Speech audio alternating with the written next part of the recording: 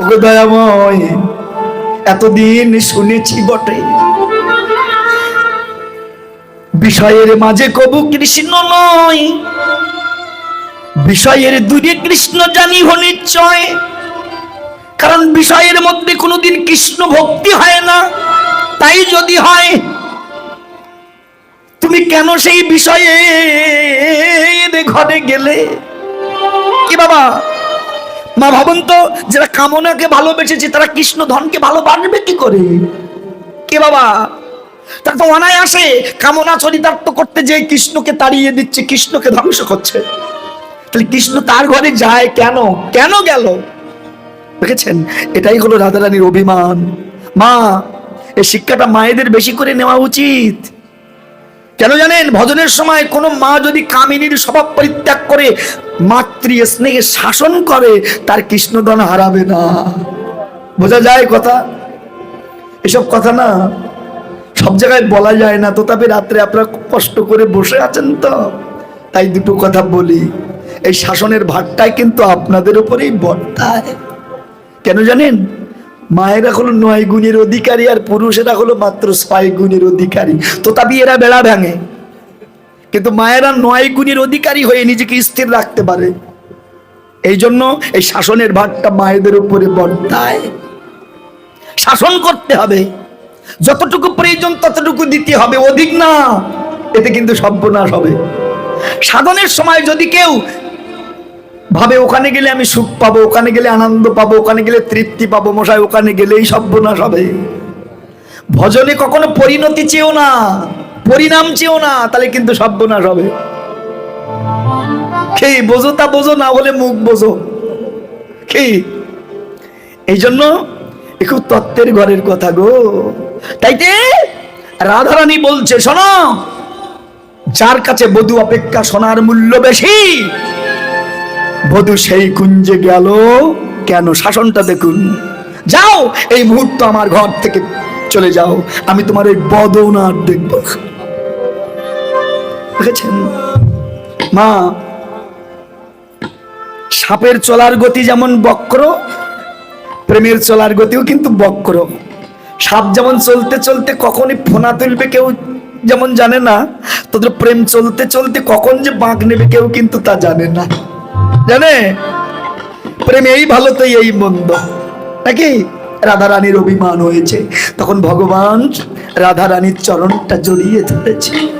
ওই রাধে রাজনন্দিনী মম জীবন দহিতে, যাও যাও, বড় গুণনিধি বট, জানা গেল তব চরিতে।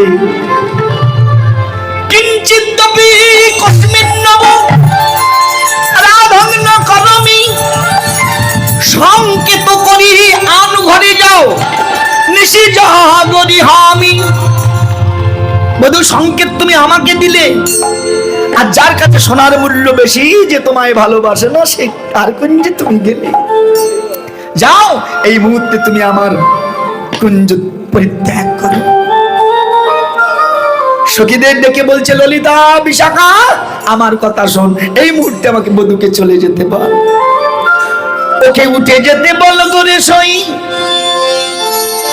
ওকে উঠে যেতে, ওকে উঠে যেতে বল রে সই, ওর নামে নাই মোর সুখ।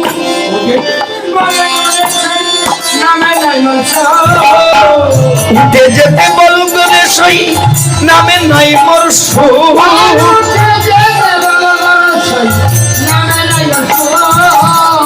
উনি করলেন ধর্ম নষ্ট, পেলাম বড় দুঃখ।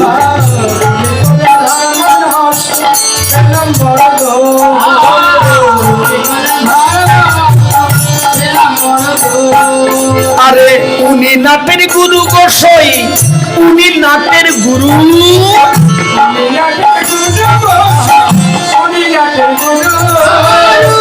বাবা, উনি করলেন ঘরের বাহির, নাচাইয়া ভুরু। উনি করলেন ঘরের বাহির, নাচাইয়া ভুরু।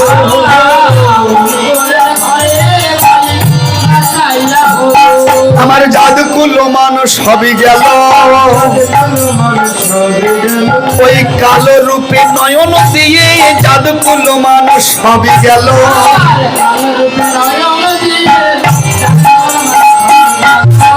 উনি করলেন ঘরের বাহির না চাইয়া,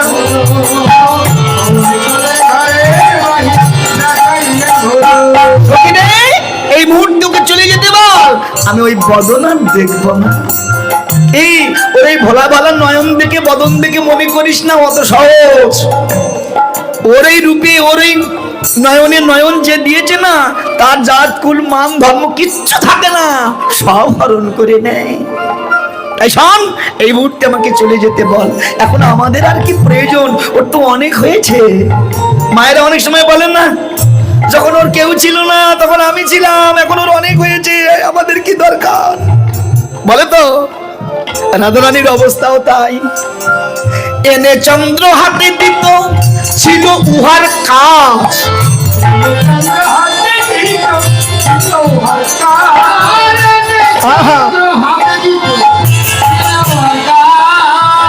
এখন উহার সব হয়েছে, আমরা পেলাম লাল।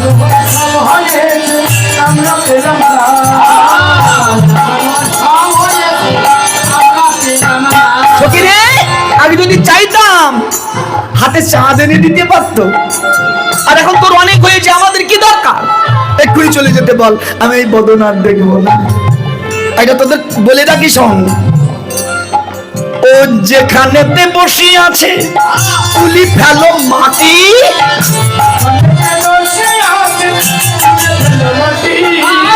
যেখানেতে এখুনি উঠিয়া গেলে দেব ছোড়ার ছাতি, এখুনি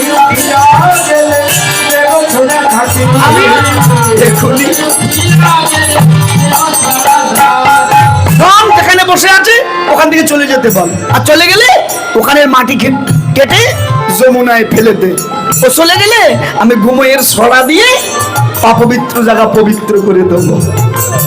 ওরে রাগ রে কে মা বাবা যায় কতখানা লিখেছে কি জানেন? আমার দ্বিজ চণ্ডী দাসে কহে বাসলিয়া দেশে,